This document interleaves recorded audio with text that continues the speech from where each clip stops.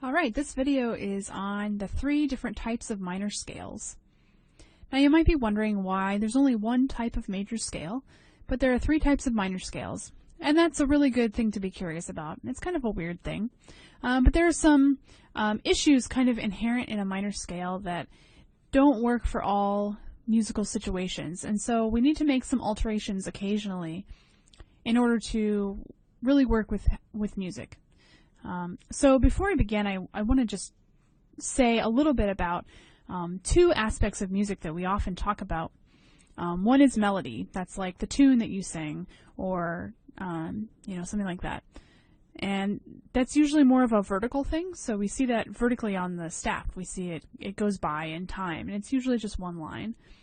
But then there's another aspect, which is harmony. And harmony just means notes that are sounding at the same time that go together as a unit. So they're not the same note, but several notes together will function as a harmony. So if you play guitar, you know what I'm talking about. When you play a chord, you're strumming different pitches on the strings, but it creates one sound together. So if you had like a B flat major chord or something like that, you actually have 3 different notes, but they're all sounding together and they sound good. They have a certain sound that works.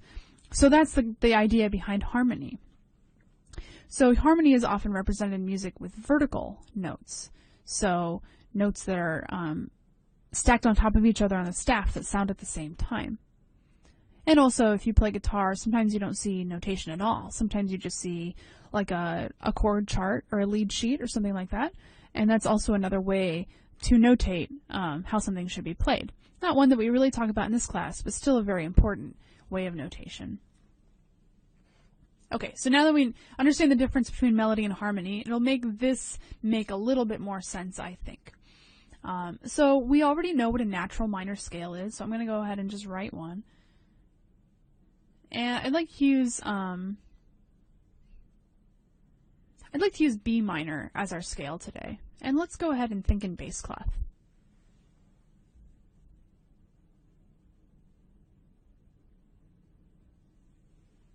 So first I'm just going to write a natural minor scale. Remember, you can do this with a pattern.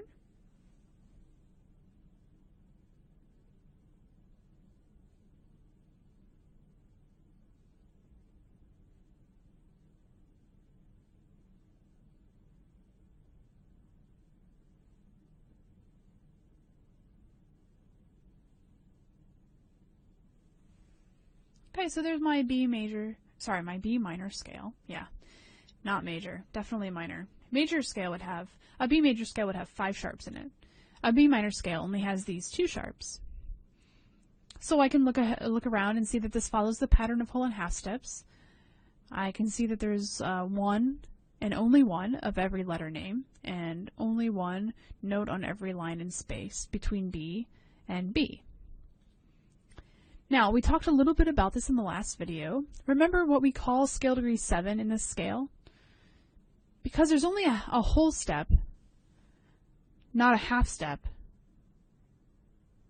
between 7 and 1, we call this a subtonic.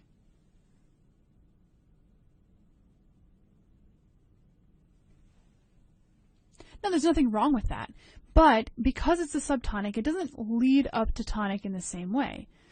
And I think I said this before too, that a leading tone is very important to the way that music works, because music music sounds like it's going someplace, right? Like we say that music moves, but actually there's not, like the music itself isn't really going anywhere, right? But we hear those sounds in music connected to each other, and it sounds like they're pushing forward, like we're going along with it in some way. And a big part of how this is has to do with half steps and whole steps and where they fall in scales. So if you don't have a leading tone going up to tonic, you lose a lot of that tension and release. You lose a lot of that momentum in music. And so there are pieces that are just in natural minor, and they sound really cool. They have a very distinct sound to them, but they don't have that same kind of leading quality. So this can be a problem for, depending on what you want the music to sound like, that you could really need a leading tone. So we have a type of minor scale that includes a leading tone. So all it is this natural minor. We write it exactly the same way, and then we just bump up that scale degree 7 by a half step. so that we get a half step between 7 and 1 at the top. We call this a harmonic minor scale. And the reason we call this harmonic is because it's often used for harmonies. It's something that makes the harmonic progression move forward a little bit better than it would in natural minor. So we call this the harmonic minor scale.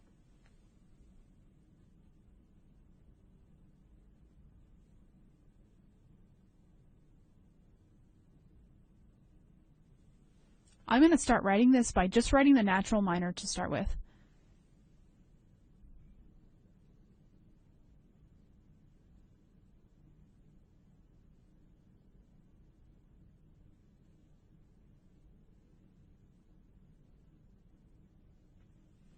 And then all I have to do is go to scale degree 7 and raise it by a half step. And I'm just going to do that by adding an accidental. So in this case, I want A to go up to A sharp.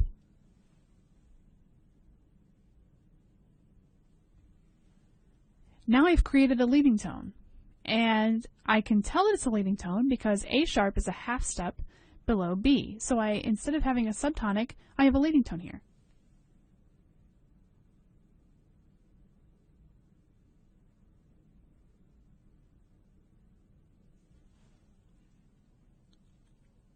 So I solved the problem of not having a leading tone, and this really can help harmony move forward.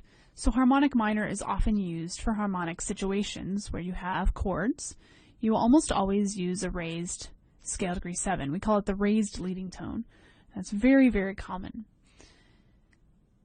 But the one problem with a harmonic minor scale is that it doesn't work so well for melodies.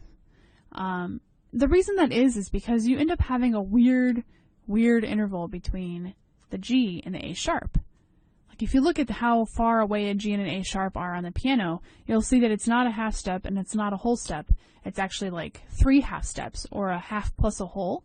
And there's a name for that interval, which isn't important right now. It's called an augmented second, and we'll talk about that later on in the semester. But the point is, it's a really awkward leap to sing.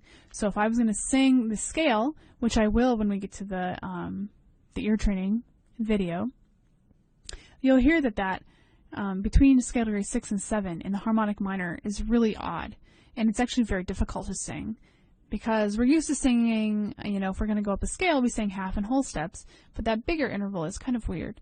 So it doesn't work well for melodies. It works well for harmonies, but not for melodies. So we have a third type of minor scale that we alter a little bit to make it work better for melodies, and we call that melodic minor.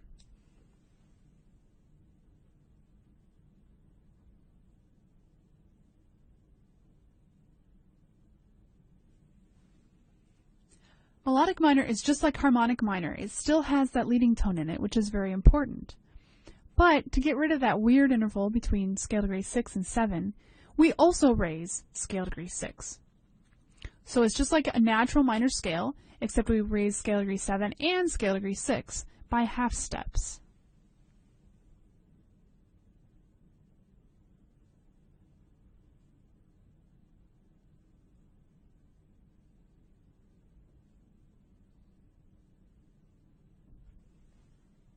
So if I start there with a natural minor scale, and I raise scale degree 7 a half step, I get A sharp. And I raise scale degree 6 by a half step, I get a G sharp.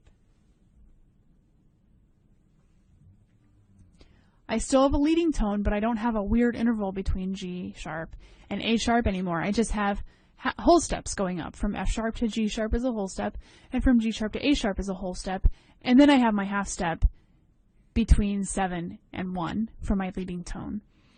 So we still have a half step in there. It's just kind of been shifted over, if that makes sense. And this is called a melodic minor scale, and you see it a lot in a melodic line because it's a lot easier to sing, and it makes a little bit more sense when you hear it too. It sounds more melodic. Okay, so that's the gist of it. Now there's one other thing about the melodic minor scale that's different than the other two types. So for natural minor and harmonic minor, you go down the same way that you come up. You use the same exact notes.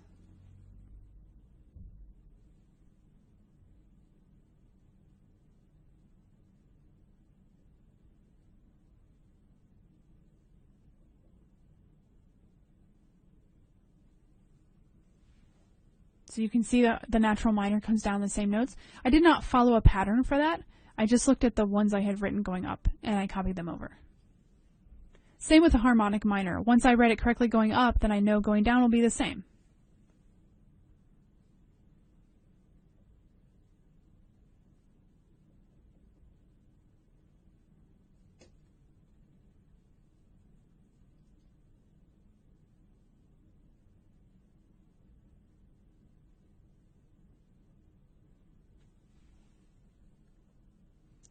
So harmonic minor going down still has a leading tone, still has an awkward leap between 6 and 7. In melodic minor, actually melodic minor sounds very, very much like a major scale because of all those sharps. And so we want to make sure it doesn't get away too much from the minor sound. And really the leading tone is only important when you're going up, because the leading tone leads up to tonic. But if you're coming down the scale, you don't actually need that leading tone anymore because you're going to go down. And you almost don't want something that's still leading up if you're going down.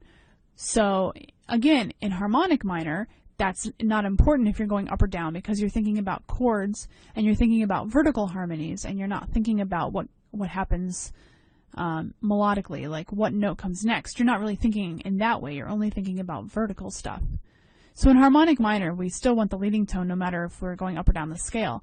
But in melodic minor, if we're going down in a melody, the leading tone actually doesn't help us. The leading tone actually makes it a little bit harder because it sounds like it still wants to go up. So when you come down a melodic minor scale, you're going to cancel out all the alterations you just did, and you're just going to come down in natural minor. So melodic minor descending looks just like natural minor descending. You can think about it like you raised 6 and 7 on your way up, but on your way down, you're going to not raise them. They're going to go back to what they were.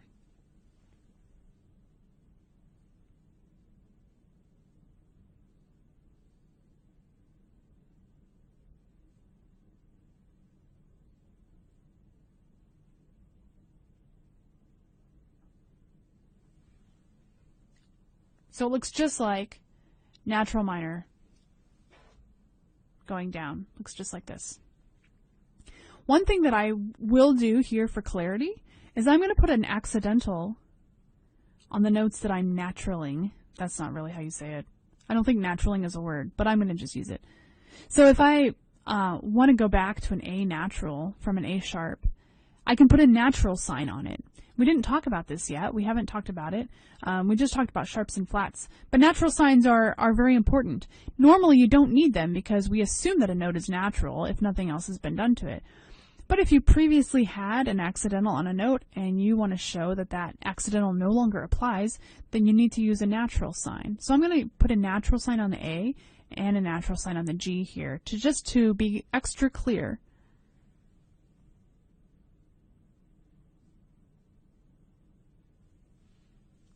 And if you see how I wrote the natural sign, I kind of did it like this, like an L, and like an upside down L.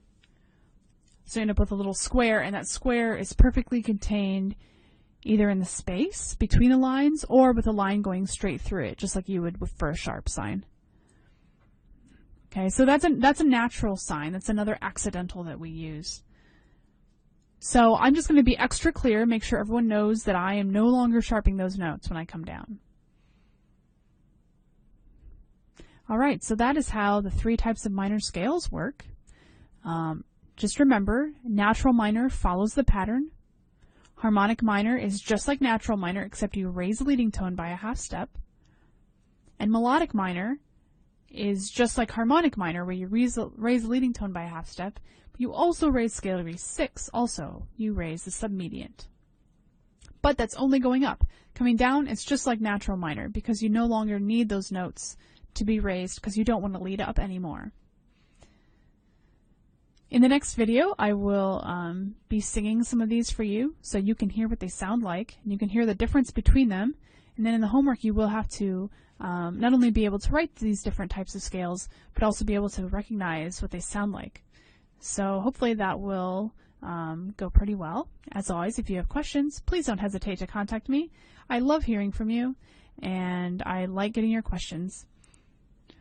Alright, well, this concludes this video. Feel free to watch it as many times as you need to, and have a great day.